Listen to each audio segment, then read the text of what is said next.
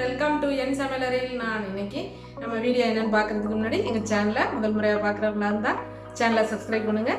பக்கத்தில் இருக்க bell சிம்பலை click பண்ணிங்கன்னா நாங்கள் போடுற வீடியோக்கான நோட்டிஃபிகேஷன் உங்களுக்கு உடனுக்குடனே வரும். இப்போ நம்ம வீடியோ என்னங்கிறத பார்க்கலாம்.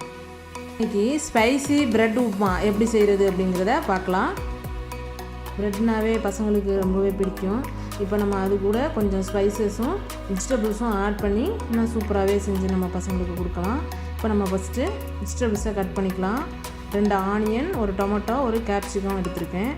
இப்போ இது எல்லாத்தையும் சின்ன சின்ன பீசஸாக கட் பண்ணிக்கலாம்.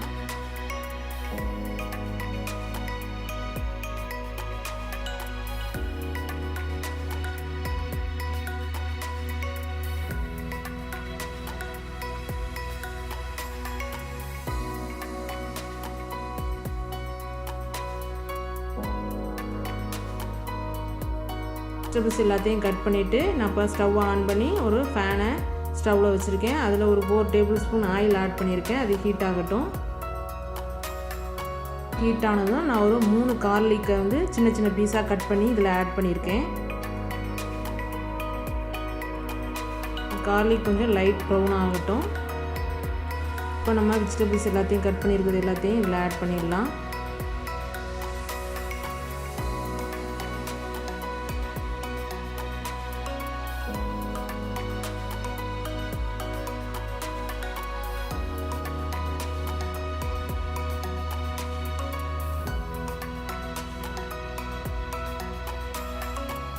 இப்போ நம்ம ஆட் பண்ணியிருக்க வெஜிடபிள்ஸ்க்கு தகுந்தாப்புல கொஞ்சம் சால்ட்டும், கொஞ்சம் சில்லி பவுடர், ஒரு அரை டீஸ்பூன் டர்மரிக் பவுடர் ஆட் பண்ணிக்கலாம்.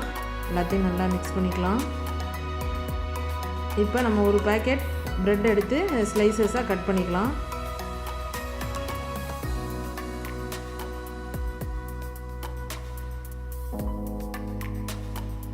நம்ம கட் பண்ண ப்ரெட் துண்டுகளை நம்ம வெஜிடபிள்ஸில் ஆட் பண்ணிடலாம். இது எல்லாத்தையும் ஆட் பண்ணிவிட்டு நல்லா மிக்ஸ் பண்ணி விட்டுடலாம். லாஸ்ட்டாக நம்ம கொஞ்சம் கோரியண்டர் கட் பண்ணி இதில் ஆட் பண்ணோன்னா நமக்கு ஸ்பைசியான பிரெட் உப்மா ரெடி ஆகிடும். ரொம்பவே டேஸ்டியாக இருக்கும். எப்போவுமே நம்ம டோஸ்ட் பண்ணியே சாப்பிட்றதுக்கு இது மாதிரி டிஃப்ரெண்ட்டாக பண்ணி சாப்பிடும்போது ரொம்பவே நல்லாயிருக்கும். பசங்களுமே விரும்பி சாப்பிடுவாங்க.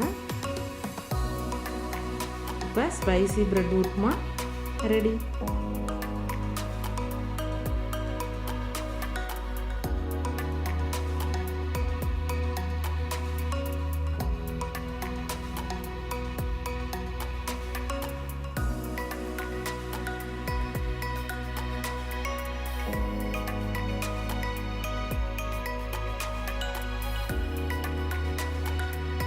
இந்த வீடியோ உங்களுக்கு பிடிச்சிருந்ததுன்னா லைக் பண்ணுங்க, ஷேர் பண்ணுங்க.